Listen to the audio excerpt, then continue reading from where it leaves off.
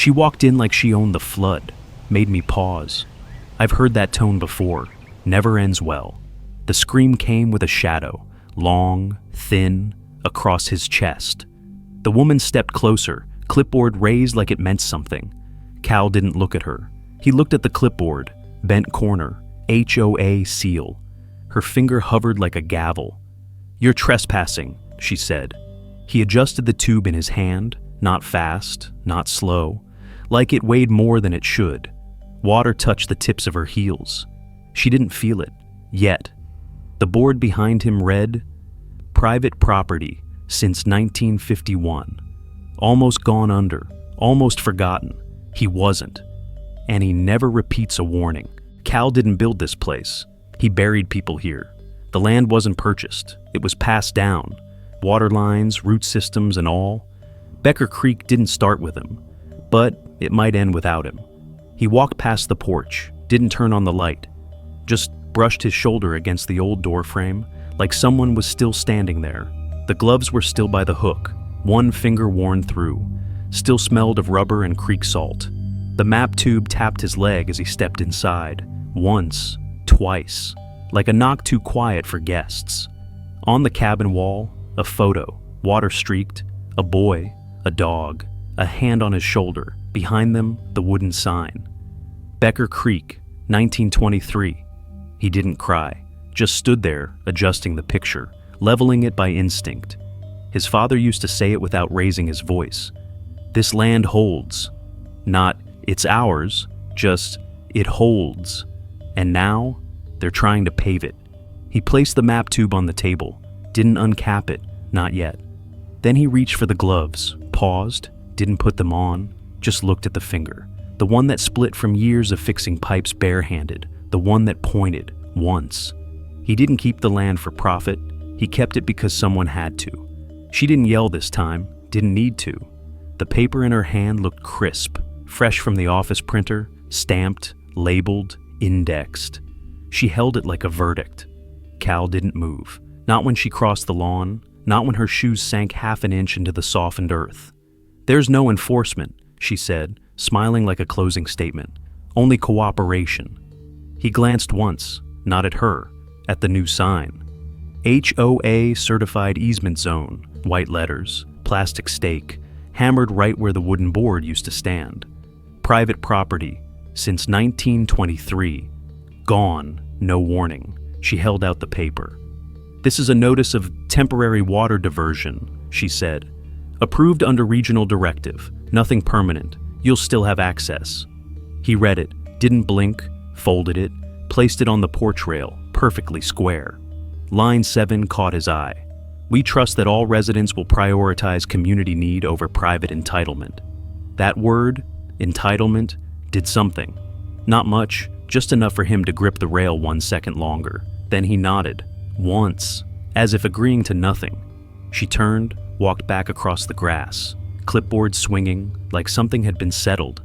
Cal watched the heel of her shoe sink again. Same spot. A little deeper now. From the house across the road, a screen door opened. A man leaned out, paused, didn't wave, didn't smile, just held the frame. Cal looked at him, met his eyes, then turned, walked inside. Closed the door, slow, deliberate. Didn't lock it, didn't need to, not yet. Maybe a part of you went quiet too, watching that. I've been in rooms where no one raised their voice, but something broke anyway. If stories like this speak to you, stay a while. He didn't repaint the sign, didn't nail it back up, just wiped the wood clean, slow, methodical, enough to let the sun pull the year back through. 1923, still there, still holding. 2 days later, a white SUV rolled up. Orange vests stepped out, tripods, lasers, notepads. Cal didn't ask, just brought out 2 mugs, black coffee, no cream, no sugar, the way fieldwork tasted. "Mind if we flag this ridge?" one of them asked. He nodded. "Your project, not mine." They started measuring, running lines across old creekstone, pacing past cedar roots that hadn't moved in the 40 years. One of them paused, looked down. A small stone post, half buried, worn numbers etched in granite. He looked up. This always been here? Cal sipped his coffee. I'd act like it isn't. Easier that way. That night, the email went out. Short. Barely 4 lines, just noting for future reference. Survey activity today took place within the mapped bounds of private parcel 6B. Established 1923. Verified in Army Corps file A119. No objection filed. All footage recorded and timestamped for archive. See the entire HOA board. No bold text, no color highlights, just filed. The reply came 30 minutes later, from a junior secretary. Thanks for flagging this. Should we pause operations until review? Nobody answered her. Outside, dust settled slow, the kind of quiet that carries weight. The creek light hit the camera housing above Cal's shed. One click. It shifted slightly, toward the red line someone had drawn through the grass. Inside, Cal opened the old folder. Same leather, same dust. Pulled out the map. Didn't read it, just traced the outline with his thumb. Then closed it again. No rush. The line had already been crossed. Now, it just needed to be documented. The email came at 9:04 a.m. Subject: rezoning public property. Urgent HOA meeting tonight. Cal clicked it once, then nodded. He arrived on time, tin can in hand, not rusted, just old enough to look forgotten. Lorraine was already speaking when he walked in, clicker in hand, projector humming. This proposal formalizes the easement corridor, she said, voice calm. A safety buffer along the stream bed for erosion control. The screen behind her showed a clean red outline. Her voice sharpened slightly. This means no construction, no fencing, no foot traffic. No one clapped. They didn't need to. Cal didn't raise a hand, didn't interrupt. He simply stood, pulled out the map, unfolded it once, twice, slid it across the table to Maggie Thorne. She blinked, looked down, saw the federal seal first, then the line, not red, not new. A black ink curve dated 1923. Where did you get this? She asked, still reading. Cal didn't answer. He just tilted the tin can, dozens of metal stakes inside, faded yellow tags marked 6B. Maggie passed the map left. Another neighbor leaned in, then another. Someone exhaled hard through their nose. The young man near the projector leaned forward. If that's accurate, we've been building past his line. Cal didn't nod, didn't need to. He was watching Lorraine. She stiffened, fingers tapping faster now. Old records aren't necessarily binding, she snapped. That's when the older man at the back whispered, My dad planted one of those markers. Quiet, but it hit. Maggie turned. How long have you known this, Cal? He looked at her, steady. Never not known. The projector kept buzzing. Nobody looked at it. The younger man, the one who first doubted, leaned in. Why didn't you bring this up sooner?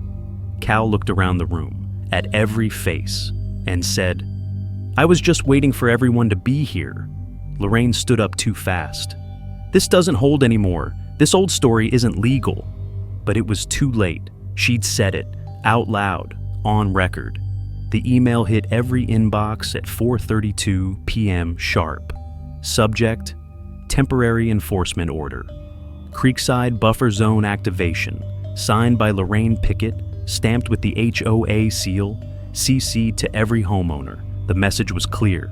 Effective immediately, Parcel 6B will be sealed for environmental safety pending review. All access prohibited. One sentence, loud, final. Cal didn't reply. He stood by the fence, tin can in hand, and read the new sign. Do not trespass. Show property. Fresh paint. Just dry. He tapped the lid of the can, once, twice, then a third, like a knock before a door opened. The mail truck stopped at the edge of the driveway. The carrier gave him a small white envelope, no markings. Just a printed line, EPA site inspection confirmation. 8:30 a.m. tomorrow. Cal opened it slow, folded once. Inside, the form, approved by Lorraine 3 weeks ago. He smiled, small, like someone finishing the last move on a board they've played 1,000 times. From her porch, Lorraine watched, still in heels, still holding her phone. Then Maggie's phone buzzed. She looked down. EPA? Wait, they're not inspecting the creek? She scrolled, froze. They're inspecting us? That's when the noise came. Not loud, but steady. Water, moving. Over the bank, through the easement, past the markers. Someone ran outside, someone else shouted. A lawn chair floated by. Lorraine's son tugged at her coat. Mom, Uncle Cal is flooding. She didn't answer, didn't blink. Only stared at the creek that wasn't supposed to be moving. Then the knock came. 3 agents, EPA jackets, boots wet, clipboards dry. We're here to assess compliance with Watershed Development Code. Is this the HOA office? Lorraine opened her mouth, closed it. The agent stepped past her. One of them paused, looked down at the mud lapping at the edge of the porch.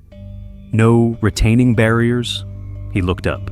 That's going to be a problem. Across the street, Cal sat on the porch, tin can beside him, watching the water flow, steady, directed, legal, no lines left to draw, only the ones they had already crossed. The next morning, the street was silent. No tape, no trucks, just mist. Cal walked alone, tin can in one hand, rusted screws in the other. The board still leaned against the fence, warped at the edge, moss under the wood. Private property since 1923. He didn't clean it, didn't repaint, just held it, found the old nail holes, bent slightly, pressed it back where it had always been. One corner wouldn't sit right, it tilted. He let it. He wiped the rust away from the edge, slow circular motion, revealing something faint but there, a name etched in by hand. W.R. Becker. He paused, ran his thumb over it, then stepped back. His sleeve slipped up, a faded wristband, half-peeled stars, desert sand still buried in the weave. No one saw. He didn't check. A dog passed by. Big, familiar, stopped, looked, barked once, then turned, back toward the foundation where Lorraine's porch used to be. Cal didn't follow it. He stayed there, hand resting on the edge of the board, like someone greeting an old friend, not asking anything in return. Then came the wind. A box cracked open, papers lifted. One sheet broke free. It danced low, skipped, tumbled, landed at his feet. Lorraine Pickett, HOA President Vision, Shaping Order, Preserving Heritage. He looked at it, didn't touch it. The wind picked up again, carried it downstream. Same direction the water now moved, unobstructed. He turned, walked back up the hill. No speech, no audience, just gravel under boots. The board stayed, tilted, imperfect, right where it always was. Some stories don't end in court. They end where they began, with someone simply not letting go. Some people win by proving a point, others by not having to. He didn't speak louder, he waited longer. A name carved into old wood, a stream that still ran the way it was meant to, a rusted nail, a child's voice echoing where a porch used to be. Justice doesn't always knock. Sometimes it flows, quiet, measured, relentless. The ones who built things by hand rarely needed to raise their voices. They just made sure the roots ran deep. Cal didn't reclaim the land. He restored what had never left. No one clapped, no one apologized. But the fence stayed up, the sign stayed straight, and the water never touched the same place twice. Some fights end with noise. Some end with silence that fills the room. He walked away without a headline, just the sound of boots on gravel, just the weight of something held, and never dropped. Because sometimes it's not about who wins, it's about what stays, what holds, what remembers. Not everything needs a battle. Some things just need someone who refuses to forget.